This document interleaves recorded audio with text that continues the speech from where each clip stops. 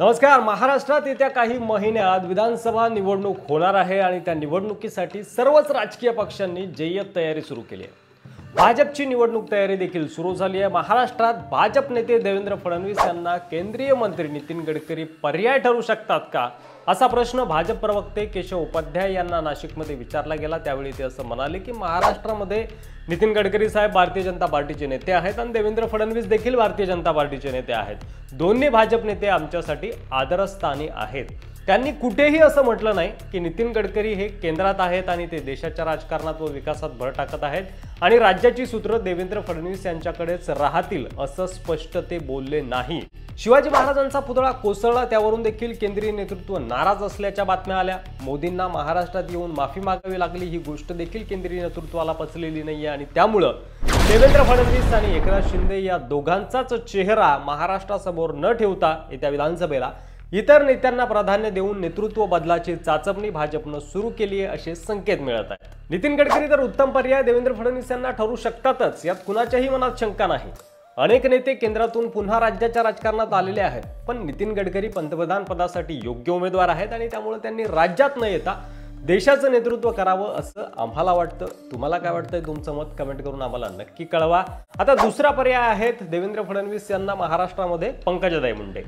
विधानसभा निवडणुकीच्या पार्श्वभूमीवर भाजप ग्राउंडवरील कार्यकर्त्यांच्या मनात नेमकं चाललंय तरी काय हे जाणून घेण्याचा प्रयत्न करणार आहे। जागा वाटपाबाबत असलेली चिंता यासारख्या विविध समस्येवर तोडगा काढण्याचा भाजपकडून प्रयत्न केला जाणार आहे। महाराष्ट्रात लोकसभेच्या 48 पैकी 28 जागा भाजपनं लढवल्या, परंतु अवघ्या 9 जागांवरच भाजपला विजय आला। त्यात पंकजा मुंडेंचा धक्कादायक पराभव झाला। विधानसभेला मागच्या वेळी पंकजा मुंडेंचा पराभव घडून आणला गेला अशा चर्चा होत्या। कुणी घडवून आणला तुम्हाला माहितच आहे, ते देखील आम्हाला कमेंट करून नक्की सांगा। त्यांना मधल्या काळामध्ये म्हणजे पंकजा मुंडेंना मधल्या काळात राज्याच्या राजकारणातून अगदी बेदखल केलं गेलं, पण त्याचं नुकसान भाजपला झालं आणि आता विधान परिषदेची आमदारकी देऊन त्यांचं पुनर्वसन करण्यात आलंय। सोबतच आता त्यांच्यावर निलंगा, तुळजापूर, अक्कलकोट, शिवाजीनगर, कोथरूड, चिंचवड आणि वडगाव शेरी या विधानसभा मतदारसंघासह 10-12 मतदारसंघाची जबाबदारी पंकजा मुंडे यांच्यावर सोपवण्यात आली आहे। त्यासोबतच भाजपा राष्ट्रीय सरचिटणीस विनोद तावडे, प्रदेशाध्यक्ष चंद्रशेखर बावनकुळे, मुंबईचे अध्यक्ष आशिष शेलार, माजी केंद्रीय मंत्री रावसाहेब दानवे या नेत्यांची टीम देखील तयार केली गेलेली आहे आणि ही टीम 5 सप्टेंबर दरम्यान 9 ते 10 विधानसभा मतदारसंघात जाऊन कार्यकर्त्यांना भेटणार आहे आणि त्यांच्या मनात नेमकं चाललंय काय हे जाणून घेणार आहे। देवेंद्र फडणवीस यांचा मात्र यात कुठेही समावेश नाहीये, त्यांना सध्या बाजूला ठेवलं गेलंय, कारण देवेंद्र फडणवीस हे सध्या जरांगे, पवार, ठाकरे यांच्यासह मराठा समाज, ओबीसी समाज आणि इतर अनेकांच्या टार्गेटवर आहेत। जरी पक्ष फोडण्यामागे केंद्रीय नेतृत्वाचा वरदहस्त असेल तरी सुद्धा देवेंद्र फडणवीस यांच्याबद्दल महाराष्ट्राच्या जनतेच्या मनात रोष आहे। महाराष्ट्राच्या राजकारणाचा चिखल झाला, अर्थात तो केला गेला आणि त्यासाठी देवेंद्र फडणवीस यांना जबाबदार धरलं जात आहे। हे कितपत योग्य आहे, अयोग्य आहे, तुमचं मत आम्हाला कमेंट करून नक्की सांगा। आता महाविकास आघाडीकडून सातत्यानं महायुती विरोधात आंदोलन पुकारण्यात येत आहे।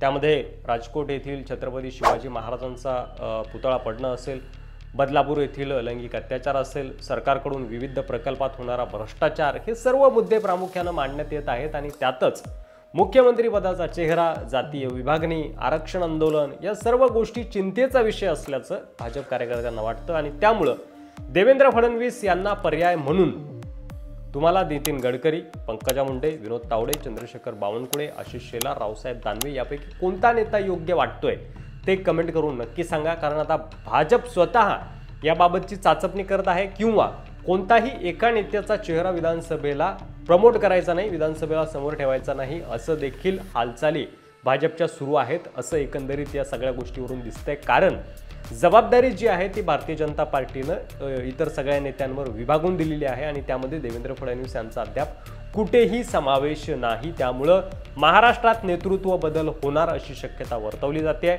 तुमचं मत कमेंट करून नक्की सांगा। कोण हवाय तुम्हाला? भाजप महाराष्ट्राचा नवा चेहरा आणि विधानसभेला भारतीय जनता पार्टीला पुन्हा एकदा सत्तेत येता येईल का? महाराष्ट्रात युतीची सत्ता राहील का? कमेंट नक्की करा। अशाच व्हिडिओसाठी मराठी मंडळीवर नवीन असाल तर सबस्क्राईब करा, व्हिडिओ जास्तीत जास्त शेअर करा। पुन्हा भेटू पुढच्या व्हिडिओमध्ये, तोपर्यंत रजा घेतो। धन्यवाद। जय महाराष्ट्र।